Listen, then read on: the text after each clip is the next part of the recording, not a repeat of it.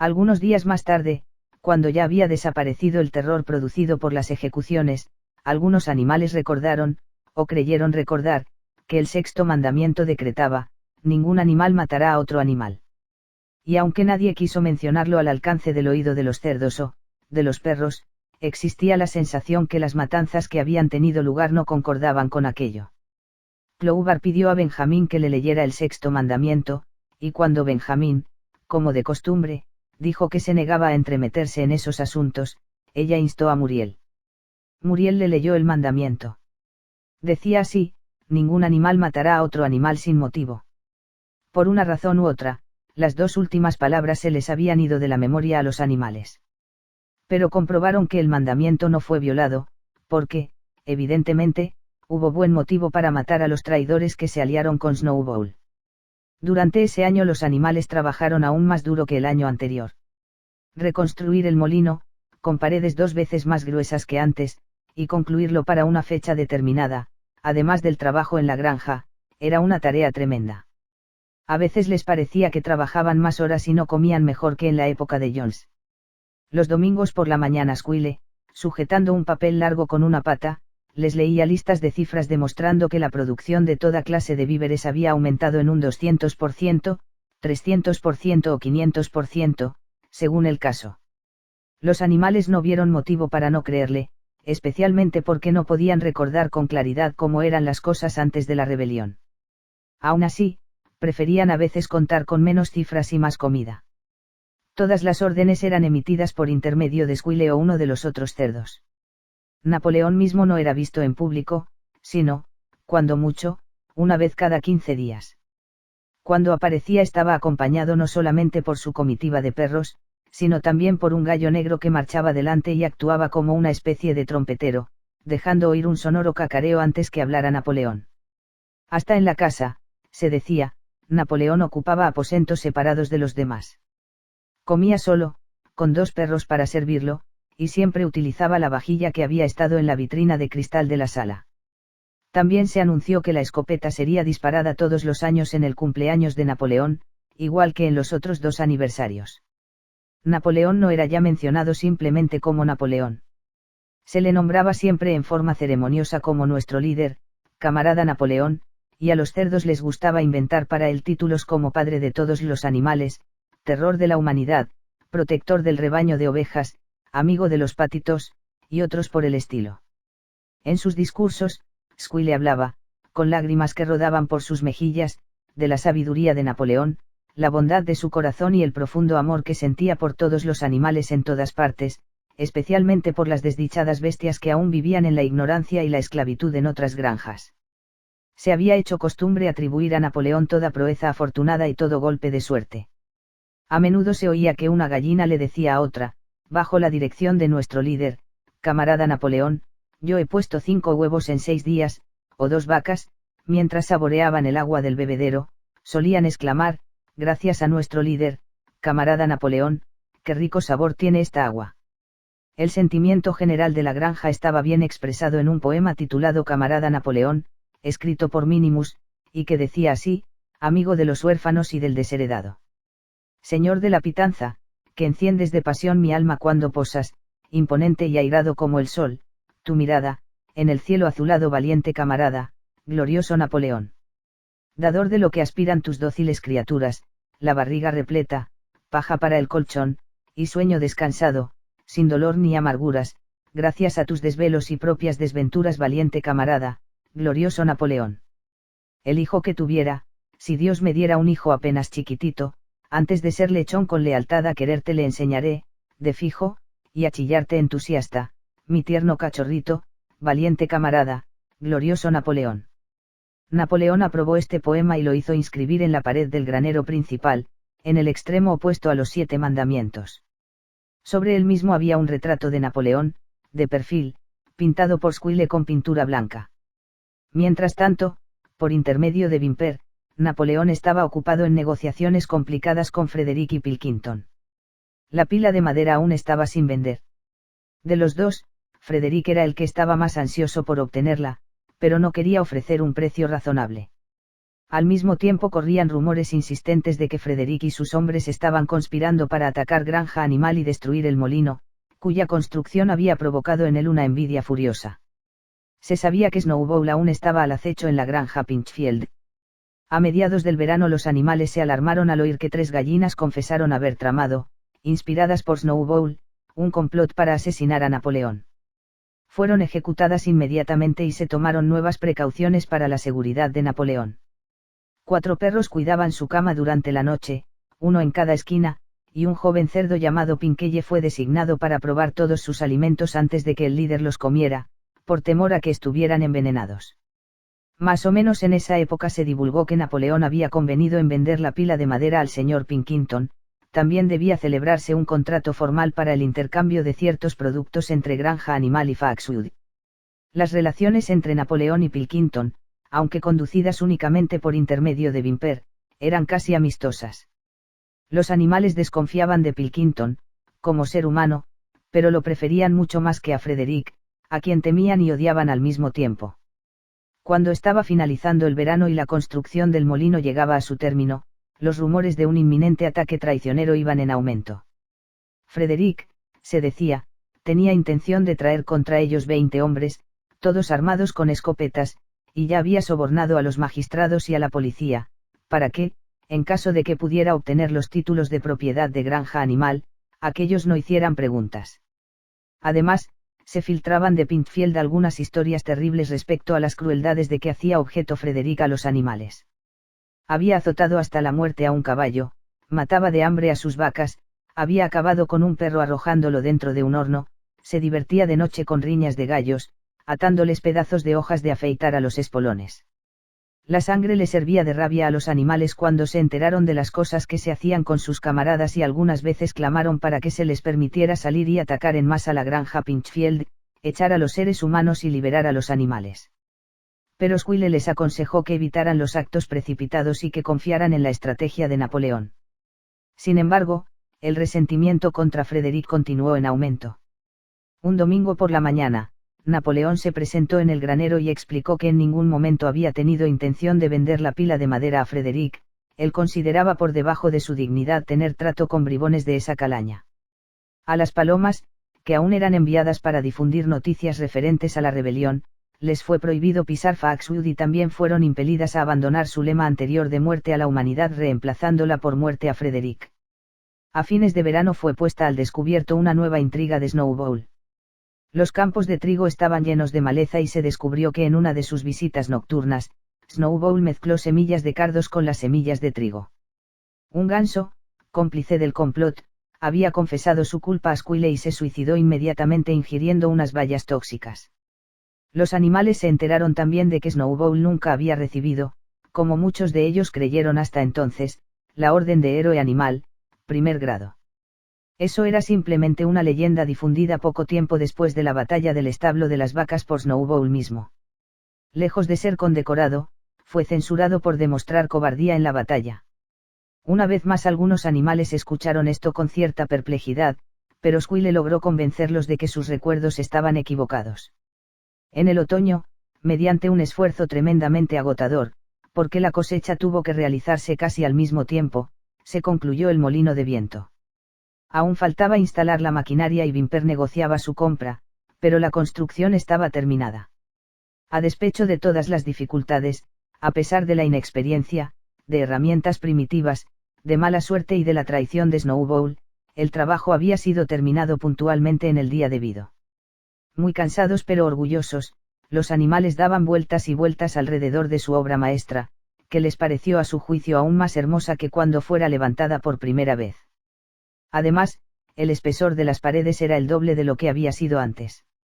Únicamente con explosivos sería posible derrumbarlo esta vez. Y cuando recordaban cómo trabajaron, el desaliento que habían superado y el cambio que produciría en sus vidas cuando las aspas estuvieran girando y las dínamos funcionando, cuando pensaban en todo esto, el cansancio desaparecía y brincaban alrededor del molino, profiriendo gritos de triunfo. Napoleón mismo, acompañado por sus perros y su gallo, se acercó para inspeccionar el trabajo terminado, personalmente felicitó a los animales por su proeza y anunció que el molino sería llamado Molino Napoleón. 2 días después los animales fueron citados para una reunión especial en el granero. Quedaron estupefactos cuando Napoleón les anunció que había vendido la pila de madera a Frederick. Los carros de Frederick comenzarían a llevársela. Durante todo el periodo de su aparente amistad con Pilkington, Napoleón en realidad había estado de acuerdo, en secreto, con Frederick. Todas las relaciones con Fawkeswood fueron cortadas, se habían enviado mensajes insultantes a Pilkington. A las palomas se les comunicó que debían evitar Granja Pinchfield y que modificaran su lema de muerte a Frederick por muerte a Pilkington. Al mismo tiempo, Napoleón aseguró a los animales que los rumores de un ataque inminente a Granja Animal eran completamente falsos y que las noticias respecto a las crueldades de Frederick con sus animales habían sido enormemente exageradas. Todos esos rumores probablemente habían sido originados por Snowball y sus agentes. Ahora parecía que Snowball no estaba, después de todo, escondido en la granja Pinchfield y que, en realidad, nunca en su vida estuvo allí, residía, con un lujo extraordinario, según decían, en Fawkeswood y, en verdad, había sido un protegido de Pilkington durante muchos años. Los cerdos estaban extasiados por la astucia de Napoleón. Mediante su aparente amistad con Pilkington forzó a Frederick a aumentar su precio en 12 libras. Pero la superioridad de la mente de Napoleón, dijo Squille, se demostró por el hecho de que no se fió de nadie, ni siquiera de Frederick. Este había querido anticipar por la madera algo que se llama cheque, el cual, al parecer, era un pedazo de papel con la promesa de pagar por lo escrito en el mismo. Pero Napoleón fue demasiado listo para él. Había exigido el pago en papeles auténticos de 5 libras, que debían abonarse antes de retirar la madera. Frederick ya los había pagado y el importe que abonara alcanzaba justamente para comprar la maquinaria para el molino de viento. Mientras tanto la madera era llevada con mucha prisa. Cuando ya había sido totalmente retirada, se efectuó otra reunión especial en el granero para que los animales pudieran inspeccionar los billetes de banco de Frederick. Sonriendo beatíficamente y luciendo sus 2 condecoraciones, Napoleón reposaba en su lecho de paja sobre la plataforma, con el dinero al lado suyo, apilado con esmero sobre un plato de porcelana de la cocina de la casa. Los animales desfilaron lentamente a su lado y lo contemplaron hasta el hartazgo. Baaxar estiró la nariz para oler los billetes y los delgados papeles se movieron y crujieron ante su aliento. 3 días después se registró un terrible alboroto. Bimper, extremadamente pálido, llegó a toda velocidad por el camino montado en su bicicleta, la tiró al suelo en el patio y entró corriendo. Enseguida se oyó un sordo rugido de ira desde el aposento de Napoleón. La noticia de lo ocurrido se difundió por la granja como fuego. Los billetes de banco eran falsos. Frederick había obtenido la madera gratis. Napoleón reunió inmediatamente a todos los animales y con terrible voz pronunció la sentencia de muerte contra Frederick. Cuando fuera capturado, dijo, Frederick debía ser hervido vivo. Al mismo tiempo les advirtió que después de ese acto traicionero debía esperarse lo peor. Frederick y su gente podrían lanzar su tan largamente esperado ataque en cualquier momento. Se apostaron centinelas en todas las vías de acceso a la granja. Además, se enviaron 4 palomas a Fawkeswood con un mensaje conciliatorio, con el que se esperaba poder restablecer las buenas relaciones con Pilkington. A la mañana siguiente se produjo el ataque. Los animales estaban tomando el desayuno cuando los vigías entraron corriendo con el anuncio de que Frederick y sus secuaces ya habían pasado el portón de acceso. Los animales salieron audazmente para combatir, pero esta vez no alcanzaron la victoria fácil que obtuvieron en la batalla del establo de las vacas. Había 15 hombres, con media docena de escopetas, y abrieron fuego tan pronto como llegaron a 50 metros de los animales. Estos no pudieron hacer frente a las terribles explosiones y los punzantes perdigones y, a pesar de los esfuerzos de Napoleón y Baaxar por reagruparlos, pronto fueron rechazados. Unos cuantos de ellos estaban heridos. Se refugiaron en los edificios de la granja y espiaron cautelosamente por las rendijas y los agujeros en los nudos de la madera. Toda la pradera grande, incluyendo el molino de viento, estaba en manos del enemigo. Por el momento hasta Napoleón estaba sin saber qué hacer. Paseaba de acá para allá sin decir palabra, con su cola rígida contrayéndose nerviosamente. Se lanzaban miradas ávidas en dirección a Fawkeswood. Si Pilkington y su gente los ayudaran, aún podrían salir bien. Pero en ese momento las 4 palomas que habían sido enviadas el día anterior volvieron, portadora una de ellas de un trozo de papel de Pilkington. Sobre él mismo figuraban escritas con lápiz las siguientes palabras: se lo tienen merecido. Mientras tanto, Frederick y sus hombres se detuvieron junto al molino. Los animales los observaron, y un murmullo de angustia brotó de sus labios. Dos de los hombres esgrimían una palanca de hierro y un martillo. Iban a echar abajo el molino de viento. Imposible, gritó Napoleón. Hemos construido las paredes demasiado gruesas para eso. No las podrán echar abajo ni en una semana. Coraje, camaradas. Pero Benjamín estaba observando con insistencia los movimientos de los hombres. Los dos del martillo y la palanca de hierro estaban abriendo un agujero cerca de la base del molino. Lentamente, y con un aire casi divertido, Benjamín agitó su largo hocico. Ya me parecía, dijo. ¿No ven lo que están haciendo? Enseguida van a poner pólvora en ese agujero. Los animales esperaban aterrorizados. Era imposible aventurarse fuera del refugio de los edificios. Después de varios minutos se vio a los hombres corriendo en todas direcciones. Luego se oyó un estruendo ensordecedor. Las palomas se arremolinaron en el aire y todos los animales, exceptuando a Napoleón, se echaron a tierra y escondieron sus caras. Cuando se incorporaron nuevamente, una enorme nube de humo negro flotaba en el lugar donde estuviera el molino de viento. Lentamente la brisa la alejó. El molino había dejado de existir. Al ver esta escena, los animales recuperaron su coraje. El miedo y la desesperación que sintieran momentos antes fueron ahogados por su ira contra tan vil y despreciable acto. Lanzaron una potente gritería clamando venganza, y sin esperar otra orden atacaron en masa y se abalanzaron sobre el enemigo. Esta vez no prestaron atención a los crueles perdigones que pasaban sobre sus cabezas como granizo. Fue una batalla enconada y salvaje.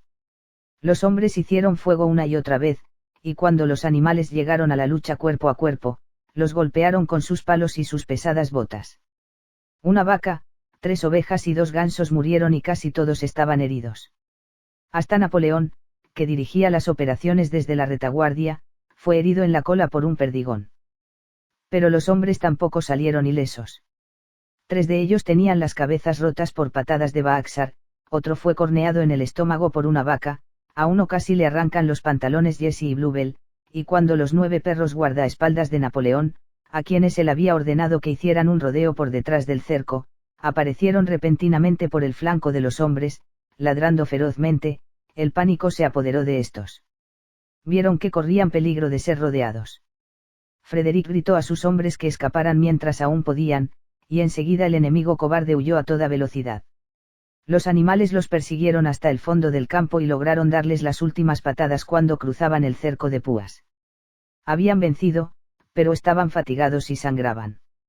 Lentamente y renqueando volvieron hacia la granja. El espectáculo de los camaradas muertos que yacían sobre el pasto, hizo llorar a algunos. Y durante un rato se detuvieron desconsolados y en silencio en el lugar donde antes estuviera el molino. Sí, ya no estaba, casi hasta el último rastro de su labor había desaparecido. Incluso los cimientos estaban parcialmente destruidos. Y para reconstruirlo no podrían esta vez, como antes, utilizar las piedras caídas. Hasta ellas desaparecieron. La fuerza de la explosión las arrojó a cientos de yardas de distancia. Era como si el molino nunca hubiera existido. Cuando se aproximaron a la granja, Squealer, que inexplicablemente estuvo ausente durante la lucha, vino saltando hacia ellos, meneando la cola y rebosando de alegría. Y los animales oyeron, desde la dirección de los edificios de la granja, el solemne estampido de una escopeta. ¿A qué se debe ese disparo?, preguntó Baaxar. Es para celebrar nuestra victoria, gritó Squealer. ¿Qué victoria?, exclamó Baaxar. Sus rodillas estaban sangrando, había perdido una herradura, tenía rajado el casco y una docena de perdigones incrustados en una pata trasera. ¡Qué victoria, camarada! No hemos arrojado al enemigo de nuestro suelo, el suelo sagrado de granja animal. Pero han destruido el molino. Y nosotros hemos trabajado durante 2 años para construirlo. ¿Qué importa? Construiremos otro molino. Construiremos 6 molinos si queremos.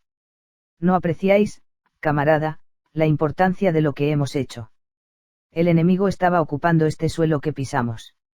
Y ahora, gracias a la dirección del camarada Napoleón, hemos reconquistado cada pulgada del mismo. Entonces, hemos recuperado nuevamente lo que teníamos antes, preguntó Baaxar. Esa es nuestra victoria, agregó Squile. Entraron renqueando al patio. Los perdigones bajo la piel de la pata de Baaxar le ardían dolorosamente. Veía antes y la pesada labor de reconstruir el molino desde los cimientos y, en su imaginación, se preparaba para la tarea. Pero por primera vez se le ocurrió que él tenía 11 años de edad y que tal vez sus poderosos músculos ya no fueran lo que habían sido antes. Pero cuando los animales vieron flamear la bandera verde, sintieron disparar nuevamente la escopeta, 7 veces fue disparada en total, y escucharon el discurso que pronunció Napoleón, felicitándolos por su conducta, les pareció que, después de todo, habían logrado una gran victoria. Los muertos en la batalla recibieron un entierro solemne. Baaxar y Cloubar tiraron del carro que sirvió de coche fúnebre y Napoleón mismo encabezó la comitiva. Durante 2 días enteros se efectuaron festejos. Hubo canciones, discursos y más disparos de escopeta y se hizo un obsequio especial de una manzana para cada animal, con 2 onzas de maíz para cada ave y 3 bizcochos para cada perro. Se anunció que la batalla sería llamada del Molino y que Napoleón había creado una nueva condecoración, la Orden del Estandarte Verde, que él se otorgó a sí mismo. En el regocijo general se olvidó el infortunado incidente de los billetes de banco. Unos días después los cerdos hallaron un cajón de whisky en el sótano de la casa. Había sido pasado por alto en el momento de ocupar el edificio. Esa noche se oyeron desde la casa canciones en voz alta, donde, para sorpresa de todos, se entremezclaban los acordes de Bestias de Inglaterra. A eso de las 9:30 se vio a Napoleón, luciendo una vieja galera del señor Jones, salir por la puerta trasera, galopar alrededor del patio y desaparecer adentro nuevamente. Pero, por la mañana, reinaba un silencio profundo en la casa. Ni un cerdo se movía. Eran casi las 9 cuando Squile hizo su aparición, caminando lenta y displicentemente, sus ojos estaban opacos, la cola le colgaba débilmente y tenía el aspecto de estar seriamente enfermo. Reunió a los animales y les dijo que tenía que comunicarles malas noticias. El camarada Napoleón se estaba muriendo. Las muestras de dolor se elevaron en un solo grito unánime. Se colocó paja en todas las entradas de la casa y los animales caminaban de puntillas. Con lágrimas en los ojos se preguntaban unos a otros qué harían si perdieran a su líder. Se difundió el rumor de que Snowball, a pesar de todo, había logrado introducir veneno en la comida de Napoleón. A las 11 salió Squile para comunicar otro anuncio. Como último acto sobre la tierra, el camarada Napoleón emitía un solemne decreto: el hecho de beber alcohol sería castigado con la muerte. Al anochecer, sin embargo, Napoleón parecía estar mejor. A la mañana siguiente Squile pudo decirles que se hallaba en vías de franco restablecimiento. Esa misma noche Napoleón estaba en pie y al otro día se supo que había ordenado a Wimper que comprara en Wheeling Green algunos folletos sobre la elaboración y destilación de bebidas. Una semana después Napoleón ordenó que el campo detrás de la huerta, destinado como lugar de pastoreo para animales, retirados del trabajo, fuera arado. Se dijo que el campo estaba agotado y era necesario cultivarlo de nuevo, pero pronto se supo que Napoleón tenía intención de sembrarlo con cebada. Más o menos por esa época ocurrió un incidente raro que casi nadie entendió. Una noche, a eso de las 12, se oyó un fuerte estrépito en el patio, y los animales salieron corriendo de sus corrales. Era una clara noche de luna. Al pie de la pared del granero principal, donde figuraban inscritos los 7 mandamientos, se encontraba una escalera rota en 2 pedazos. Squile, momentáneamente aturdido, estaba tendido al lado, y muy a mano había una linterna, un pincel y un tarro volcado de pintura blanca. Los perros inmediatamente formaron un círculo alrededor de Squile, y lo escoltaron de vuelta a la casa en cuanto pudo caminar. Ninguno de los animales lograba entender lo que significaba eso, excepto el viejo Benjamín, que movía el hocico con aire de entendimiento aparentando comprender, pero sin decir nada. Pero unos cuantos días después Muriel, que estaba leyendo los 7 mandamientos, notó que había otro de ellos que los animales recordaban en mala forma. Ellos creían que el 5.º mandamiento decía: ningún animal beberá alcohol, pero pasaron por alto 2 palabras. Ahora el mandamiento expresaba: ningún animal beberá alcohol en exceso.